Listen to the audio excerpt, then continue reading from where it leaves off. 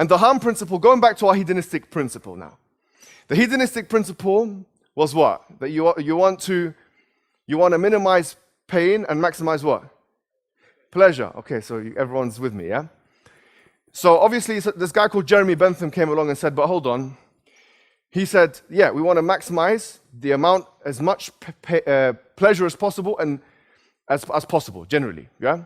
So you had scenarios like, a gang rape scenario. So if you have 10 men and 1 woman, and they all want to enjoy themselves, so they can all, exploit the woman.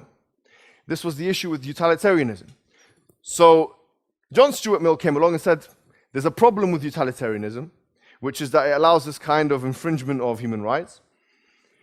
Or he didn't really refer to it as human rights, as we'll come to know, but on individual liberties. And so you can do whatever you want to do, so long as you don't harm anyone else. This is the harm principle. Let's say it one more time. You can do whatever you want to do, so long as you don't harm anyone else. So now, if you ask, it's a bit of a controversial topic, but if you ask, why is homosexuality, why should it be, or any kind of thing, right? Not just homosexuality, any non-normative sexual practice. Any non-normative sexual practice. Should it be allowed? So a liberal should answer, at least, so long as it doesn't harm anyone else, it should be allowed. Have you heard this? So obviously, those religious people who were arguing against, for example, homosexuality, were saying that it's not natural and all those kind of things, yeah? A liberal turns around and says, that's not the ethic that we're dealing with right now. The ethic that we're dealing with is that so long as it doesn't harm anyone else, you can't get involved. That's the ethic. Okay, if that's the ethic, my question would be, what about incest rights? That's my question, because it's not really something which is emphasized. Now, someone might argue that, hold on, deformed babies, you can have a deformed baby coming out of that situation. I would say, hold on, what if a father and a son, there's no baby's going to come out of that, actually. Or a brother and a brother. That's not something which liberals have actually, in my estimation at least, as a movement, has tried to guarantee the rights of, incest rights. Even though it goes along the same kind of principles as John Stuart Mill's harm principle. Right? So there has been a kind of favoring of one kind of non-normative practice, in this case homosexuality, over other kinds of non-normative sexual practices, for example, incest, and so on. But the reason for that is just simply because homosexuals in the 60s and 70s, or those groups who represented them, had more of a chance and had more success in being able to mobilize social support for their cause.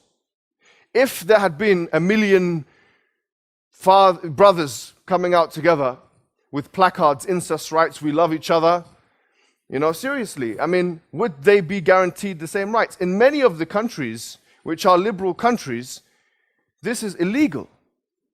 This is illegal. Incest is illegal.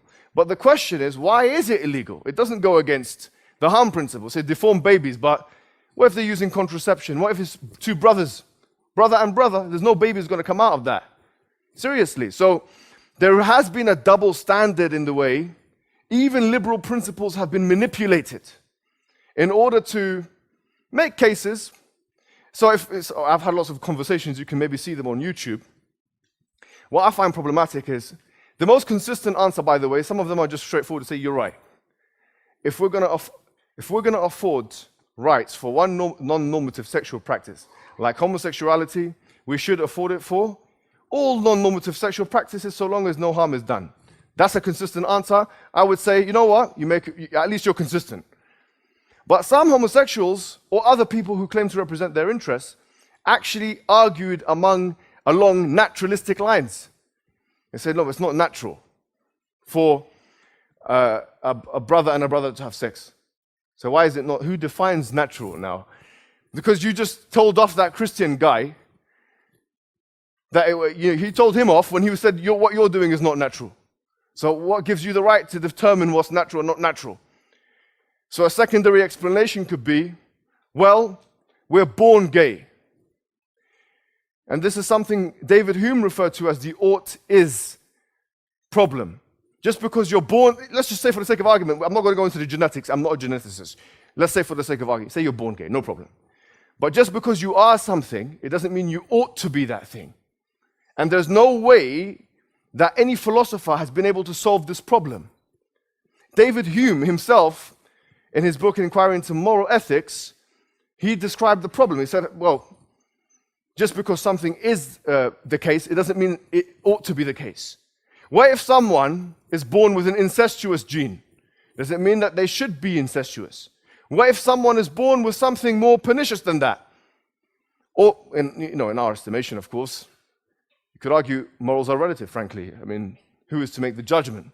However, the point is, the ought-is distinction is always going to be a problem for someone who wants to say, we're born that way. So the problem is, when now we're asked, okay, in Islam, let's be honest. In Islam, why is homosexuality a sin? We say, wait, hold on. Why is that particular type of non-normative sexual practice permitted on your worldview? They say because the harm principle. So, okay, well, the harm principle should apply to two brothers having sex and two sisters having, if you want to call it sex, you can call it sex. Whatever it may be, right? Or even a brother and a sister, so long as some kind of contraception is used, and so on and so forth. But you're not using that. If they are using that, hats off to them. Well done. You're being morally consistent, and you're being in accordance with the harm principle. If you're not using that, and you're giving preferential treatment to one kind of non-normative sexual practice of another, frankly, it doesn't even make sense.